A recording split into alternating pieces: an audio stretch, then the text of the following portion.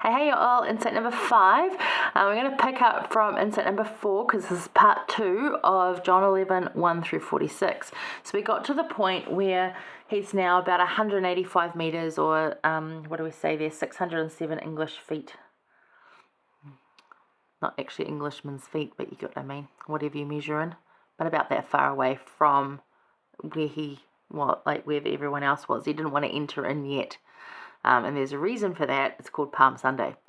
But he didn't want to just walk in there because there were people after him, and it wasn't quite the time yet that he needed to be captured. He needed to go do some other things, as we know. But Martha, this is one of the verses I pointed out when we did study Mary and Martha a few weeks ago. Martha at this time, because many of the Jews came to Mary and Martha to comfort them concerning their brother. And in 20, Martha, as soon as she heard that Jesus was coming, she went out and met him. But Mary sat still in the house. So you can tell from the few verses we have about them, here's this quieter character in Mary, staying in the house. Her brother's already in the tomb, and she's mourning, and she's just like, I know Jesus is coming. I'll wait here for him. Martha, in her exuberant excitement, is running out to meet him. And I mean, I'm saying that's where I feel that I would be most days. Some days I'm probably more a bit Mary. So there you go. So Martha said unto Jesus in 21, Lord, if thou hadst been here, my brother had not died. But I know that even now, whatsoever thou wilt ask of God, God will give it thee. So incredible mustard seed faith here.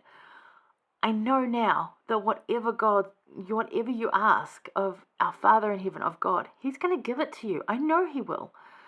And Jesus saith unto her, Thy brother shall rise again. And Martha said, I know he'll rise again in the day of resurrection and life. That he that believeth in me, in the day of the resurrection at the last day. Because she believed the teachings of Jesus. She knew this. And then Jesus said unto her, I am the resurrection and the life. He that believeth in me, though he were dead, yet shall he live.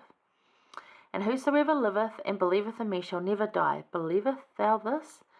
And she saith unto him, Yea, Lord, I believe that thou art the Christ, the Son of God, which should come into the world. So, she believed that he could do this thing. She wasn't quite getting that he meant straight away. She knew that Lazarus would rise again, that he wasn't gone completely. She knew that teaching. Wasn't quite getting that he's about to raise him from the dead right now. So when she had said so, she went her way and said to Mary secretly, the master's coming, because they had to keep it quiet, because they didn't want a lot of people out there, and calleth for thee. He's coming, and he wants to see you as well. And as soon as Mary heard that, she rose quickly and came unto him. So she's like, oh, they want to see him, of course, let's go, right? See, both very faithful, very good sisters. So lose all the judgment on them, people. Now, Jesus was not yet come into the town, but was in that place where Martha met him. So again, about 185 meters out of town, just in a sort of a safe zone, kind of out there on the borders, not risking it yet. And the Jews that were with her in the house, they saw her run off and go, oh, she's going to the grave to weep. We're all like, oh no, she's going to meet Jesus. She's not going to a grave to weep. In 32, when Mary was come to where Jesus was and saw him, she fell down at his feet, saying unto him the same thing that Martha said surprisingly, Lord, if thou hadst been here, my brother had not died. When Jesus therefore saw her weeping, and the Jews also which came with her, he groaned in spirit and he was troubled. He saw their pain through this, and it's I'm so sorry I had to let this happen for Lazarus so that I could teach that I can raise from the dead, that I myself will do that same thing in a very short space of time to come. He was troubled, and he says, where have you laid him? Let's go. Let's go get him. And they said, come and see. And then in John 11:35, very famous, Jesus wept.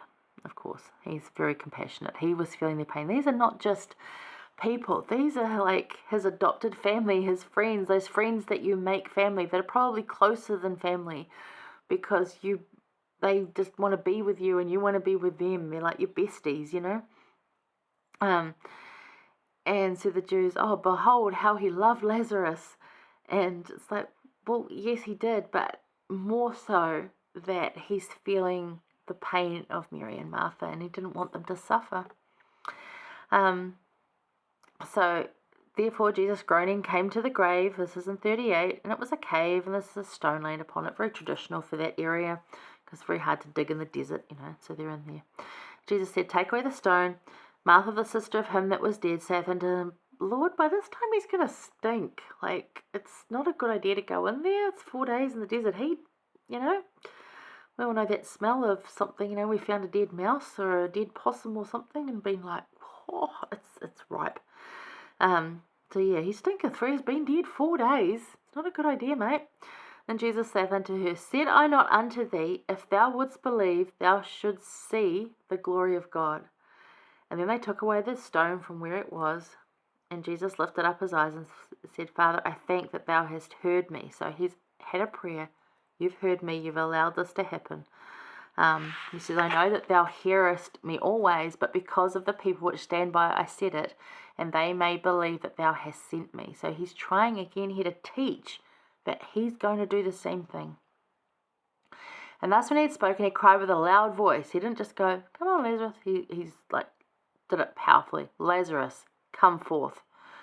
And he that was dead came forth, and he was all bound up with the funeral clothes. They wrapped them up and keep them together. So because if you've ever dealt with a deceased person, there's limbs everywhere, and there's rigor mortis and all sorts of bodily fluids, and so you keep them wrapped up, just a bit nicer. And they cover their face. And Jesus said unto him, let loose him and let him go. And many of the Jews which came to Mary and had seen the things which Jesus did believed Jesus. But some of them went their ways to the Pharisees and told them the things that Jesus had done. They're like, oh my gosh, he's really done this now. Blah, blah, blah. And this is when they started plotting against him. So what was he actually really teaching there? It's a really good account to go over, probably one to really focus on with your family, probably that and the prodigal son, if anything, this week. But you can see here, Martha runs to greet Jesus, proclaiming, if he had only come sooner, right? Whatever you ask of God, I know he will give it to you.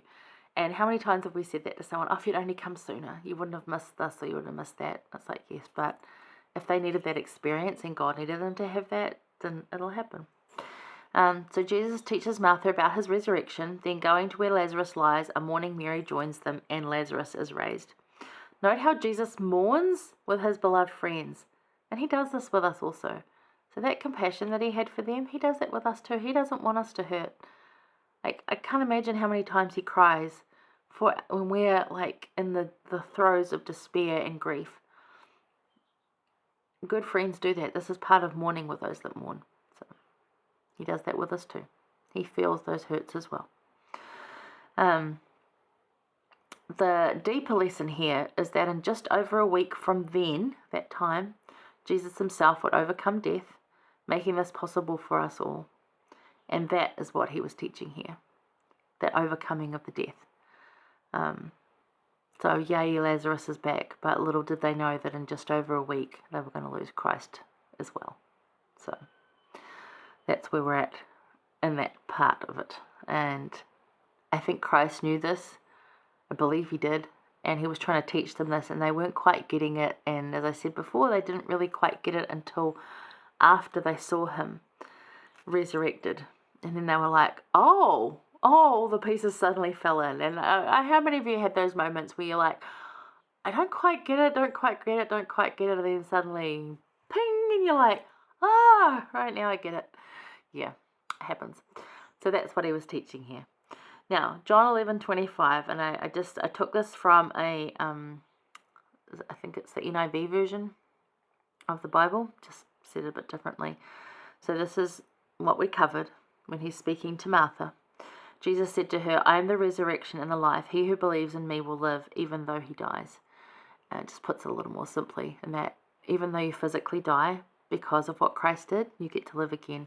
You get to be resurrected, to lose all your physical pains, your addictions, all those things will be gone. But you make every opportunity in this life to improve so that your start point in the next life is going to be better for you.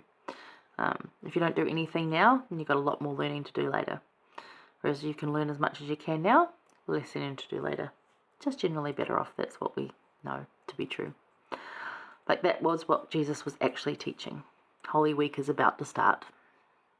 Yeah, Anyway, that's Come Find Me this week. Thank you for joining me. I'm really hoping you found something in there that speaks to you, that uplifts you, strengthens you, and lets you know Jesus mourns with you. There's room at the table. You're invited to his feast. Just go. And don't worry about all the other stuff. Just go. And enjoy the feast for what it is. Take what you need from it. And that he will always meet you where you are. That's what we learned about the leper.